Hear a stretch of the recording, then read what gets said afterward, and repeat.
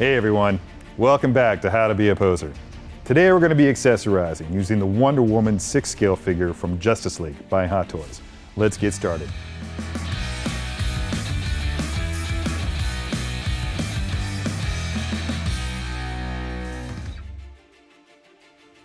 All right, here she is, Wonder Woman from Justice League, still in her box, exactly the way she's going to come to you.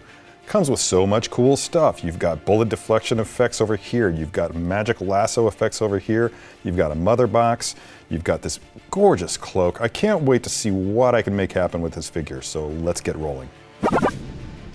Okay, here she is, out of her box. Let's see what I can do with this. There's a lot of prep work to do on this, so we should get started on that right away. First thing we want to do is get this harness onto her. So let's pop off this head. Okay, once you get her head off, just bring the strap into play. To do that, you're going to have to, again, this is her right side here where the lasso hangs from. So if you flip around and look at the back, there are two Velcro pieces that attach right here. So let's see, the best way to make this happen would be to just bring it over her shoulder, or up her arm, over her shoulder, drop it down right there. Come around back here. Looks like this one is going to go right here. That's a little part of the strap right there you're going to need to focus on keeping out of the way while you bring this Velcro piece into contact. Got it. One down. And just try to focus on making sure that the lines of the strap correspond with the lines of the Velcro. You just don't want any unsightly Velcro ruining the appearance of your figure. Okay, so that's done. Okay, I'm just pulling down on, you see me tugging down on this because I really want that strap to conform to her shoulder there, as opposed to just kind of floating above it. For this first pose, I'm not going to have her holding the lasso of truth. I think I'm just going to have it hanging from its perch on the harness. So let's move her arm back to get it out of the way. You can see right here where there are two buttons protruding through the harness strap for the lasso. Kind of just insert your finger in there and tug, and that should come loose relatively easily. Then do the exact opposite, bring it back in once you get the lasso inside the strap, and fasten it. Once you've done that, you can just kind of futz with it until you get a look that's natural. The material that they made this lasso out of is semi-pliable, so you should be able to make it look natural. All right, let's drop that back down. Okay, that's done. You know what? She's going to be holding her shield. Okay, so since we're not going to be putting any of the harness bits on her, I'm going to go ahead and take advantage of this opportunity to pop her head back onto her neck. That is just, I love this portrait so much. It looks so good, and this is some of the best rooted hair that I've seen on a figure. Anyway, next step in the process is going to be, I want to get this armband onto her and also get the shield and sword in place.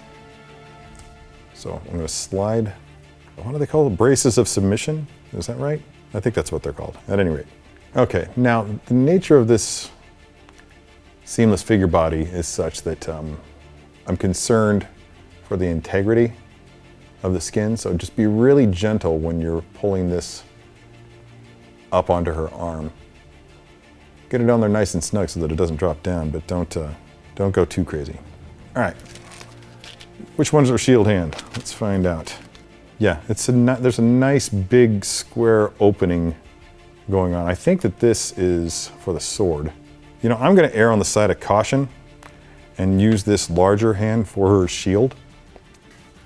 All right, sliding that in there. It looks like it's holding it nice. Yeah, it's holding it nicely.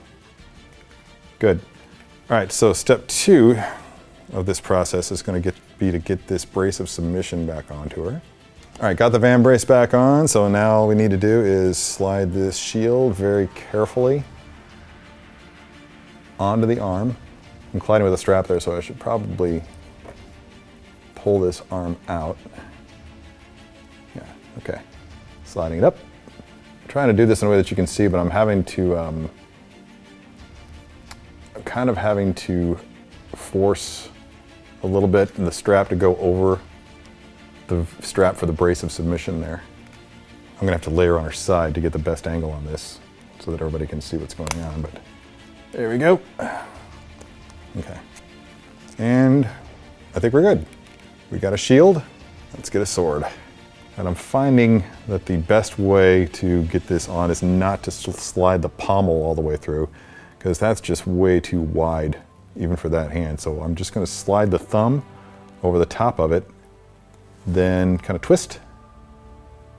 Okay, so that's done. All right, and now she's ready for battle, although I don't think she's gonna have her feet that far apart. So she's gonna have her shield up like she's blocking a blow from one of Steppenwolf's goons or from Steppenwolf himself. So I'm just gonna start by turning her, you see what I did there, I just kind of twisted her torso a little bit this way. But because it's all locked in place right there, I couldn't actually twist the torso, so I had to cheat using the legs. So let's just get Diana's head turned a little bit into this point of contact that she's gonna be making. I want this sword back.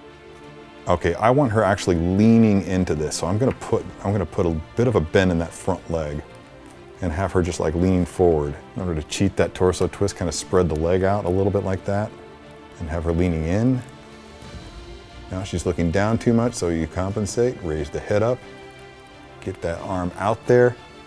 Now be really careful when you're adjusting the arm with the shield on it, because if you're not, then you'll wind up putting pressure on the shield, which subsequently puts pressure on the hand, which will cause the hand to pop off. So I'm gonna raise this up. Oh, I'm just trying to find a way to do that without, there we go. There we go. All right, we're getting somewhere now. I'm gonna bring this around a little bit more. I don't want the shield to be too flat, so you can see, like, here's her line of sight looking over the top, and I don't want the shield to be parallel with that. I just kind of want to have it glancing off a little bit, like she's bringing it up or just lowering it from having deflected something. And Hot Toys asks that you not raise this arm up any higher than the 60-degree mark, and that's roughly where we're at right now. So that's as high as that's going to go.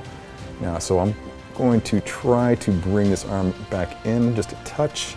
I also just kind of want to rotate the shield so that it's deflecting up a little bit maybe. Now, let's get her arm up just a bit and give it a bit of a bend. Now, yeah, leaning her forward. I want her leaning aggressively into the action. And you can kind of see that I had to, see how she's leaning a little bit that way? I don't like that, so I'm gonna kind of twist her a little bit. There's that curve again that I like. So yeah, now we're actually getting somewhere with this.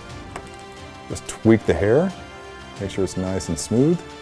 And I'm going to say that that's done. Gal Gadot is basically Wonder Woman personified. She's athletic, she's beautiful, she has an exotic bearing. It's easy to believe that she's from a culture that's as ancient as mythology.